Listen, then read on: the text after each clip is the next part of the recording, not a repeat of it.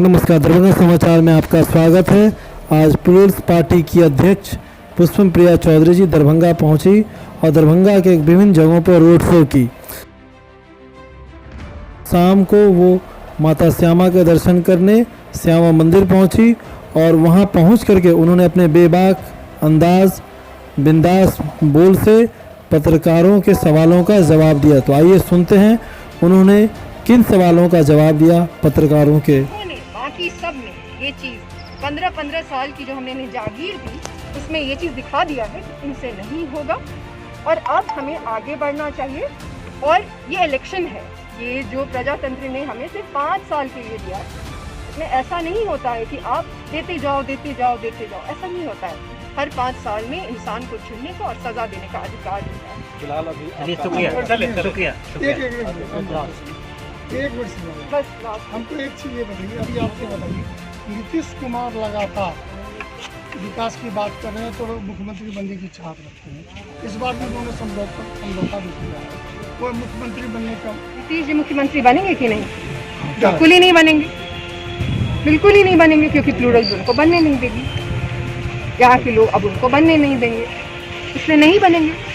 चलिए शुक्रिया। नहीं बन पाएगी, बिल्कुल भी नहीं बन पाएगी। एक अंतिम 3 बार तो अंतिम हो गया आपका। मुख्यमंत्री बनने की बात करिए, लेकिन आज जो आप हम लोग ही आपको पहुंचाएंगे। ठीक है, गुस्सा आज एक आपका एक रैली जो निकला था उसमें पूरी तरह से जो कानून की धज्जियां होती है उड़ाया गया है। वो ट्रिपल लोडिंग हो या सब कई तरह बास की बात करें, कई तरह की बातें हो, वो कहीं भी दिखलाई नहीं दिया। सबसे पहले तो ये कहना चाहूँगी कि एक काम करते हैं, माननीय मुख्यमंत्री जी को वॉक ओवर दे देते हैं, ठीक है ना। चुनाव कराने की जरूरत ही क्या, जिता ही देते हैं, एक समझौता कर लेते हैं। डेमोक्रेसी ये सबका माहौल क्यों उड़ाना है जब पता है ये मेरी जिम्मेदारी तो नहीं है कि ऐसी कोविड के हालात हैं। आप ही लोग मीडिया हैं, आप लोगों को ही उनसे जो सरकारें हैं उनसे पूछना चाहिए कि ऐसी क्या जल्दी है कि चुनाव कराना। और मेरा तो ये प्रपोजल है कि एक काम करते हैं, वॉक ओवर दे देते हैं, जब तक वो जिंदा रहेंगे तब तक वो चीफ मिनिस्टर रहेंगे और एक मिनट और उनके खिलाफ में, उनके अपोजिशन में लालू जी के बेटे रहेंगे। हम लोग का टैक्स का पैसा भी बच जाएगा। वो ये प्रश्न तो सरकार से पूछने की ज़रूरत है कि क्यों इलेक्शन कराना है। और मैं तो ये कहती हूँ कि वॉक ओवर दे देते हैं, टैक्स का पैसा बचा लेते हैं। चलिए शुक्रिया। ये लग रहा है पहली सोच ये है कि अब हम लोगों को आगे बढ़ने की ज़रूरत है। अगर मैं कहती हूँ कि आगे बढ़ने की ज़रूरत है, उसमें जो सबसे बड़ा हर्डल है, सबसे बड़ा जो अरंगा है जिसको कह सकते हैं, वो है ये बाकी जितने भी नेता हैं जिन्होंने इतने लंबे वक्त से सिर्फ तमाशा किया है। अब इसे बंद करने की ज़रूरत है। असली विकास जो होता है, असली क्वालिटी ऑफ लाइफ जो होती है, एक बेहतर ज़िंदगी, उसकी तरफ बढ़ने की ज़रूरत है। इसलिए आएंगे।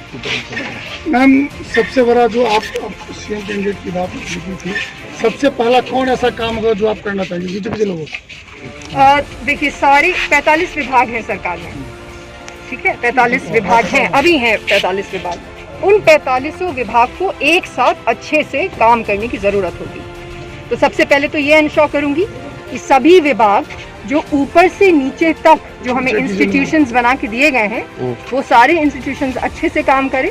जो ग्रीवेंस सिस्टम है वो अच्छे से काम करे, ताकि जो लोग नहीं काम कर रहे हो उनको डिसमिस किया जाए। उसके अलावा जो एक्स्ट्रा, मतलब जो अलग से करने की ज़रूरत होगी, वो होगा कि रोज़गार जनरेट करने की ज़रूरत होगी, जो सबसे बड़ी यहाँ पे मांग है।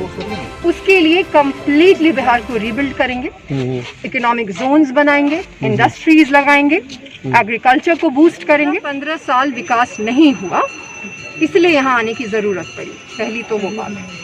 और इन्होंने 15 साल विकास नहीं किया, इसका मतलब ये नहीं होता है कि विकास नहीं होगा। हमारे ही देश के बाकी सारे शहरों में तो विकास होता है। इनमें फिर से बोलूँगी, विकास करने की नीयत नहीं थी। क्योंकि एक चीज़ होती है जिसको कहते हैं प्रमाण, है ना।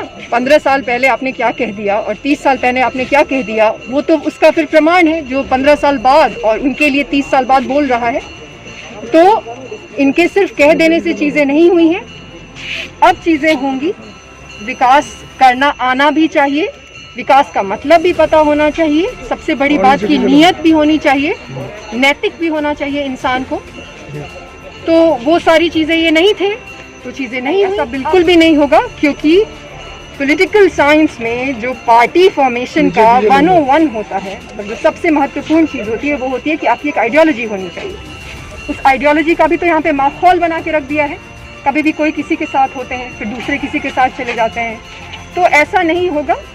आइडियोलॉजीज बेस्ड पार्टीज होनी चाहिए। हमारी आइडियोलॉजी यही है कि हम किसी के साथ, परिदृश्य हमारे और आपके सामने आज की जड़ें इतनी मजबूत हो चुकी हैं, और आप जनता को कैसे समझा पाएंगी? सबसे पहली चीज़ तो जनता को समझाने से ज़्यादा ज़रूरत ये है कि उनकी ज़िंदगी है जो कि इससे अफेक्टेड है, जो कि इसकी वजह से ख़राब हुई है और हो रही है। तो बहुत ज़्यादा समझाने की ज़रूरत नहीं है, क्योंकि हर इंसान एक बेहतरी चाहता है, नौकरी चाहता है, एक बेहतर ज़िंदगी चाहता है जहाँ पे इज्जत से जी सके। और अधिकतर जो हमारा पॉपुलेशन है, अधिकतर जो हमारी जनसंख्या है, वो भी अभी उसे वो इज्जत नहीं मिल रही, घर भी नहीं मिल रहा, तो बाकी की चीज़ें तो छोड़ ही देते हैं। तो मुझे नहीं लगता कि बहुत मेहनत करनी पड़ेगी उन्हें ये बताने के लिए कि बाकी जो मुख्यमंत्री उम्मीदवार हैं उनसे कुछ नहीं होगा। अब अगर होगा तो वो मुझसे होगा, और मैं वो सारी चीज़ें करूंगी जिससे कि बिहार आगे बढ़ सके और उनकी ज़िंदगी आगे बढ़ सके। मैडम, 72 सालों से इसी मुद्दे पर भारत में चुनाव लड़ा जा रहा है, बिल्कुल, और इन्हीं मुद्दों पर पार्टियां जीत के आ रही हैं। अब वो कौन कितना समझा पा रहा है जनता को, वो डिपेंड करता है। ये बात तो बिल्कुल आपकी सही ये है। मैं आपसे जानना चाहूँगा कि आप कैसे समझा पाएंगे?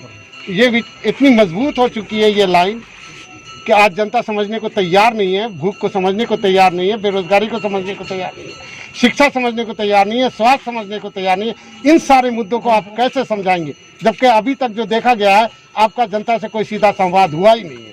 नहीं, ये बात जो आपने कही है वो बिल्कुल बेबुनियाद है। ये मुझे बिल्कुल ऐसा लगता है कि एक पॉलिटिकल पार्टी का प्रोपेगेंडा जैसा साउंड करता है। बहुत सारे लोग ये भी कहते हैं कि ये सिर्फ सोशल मीडिया पे रहती हैं।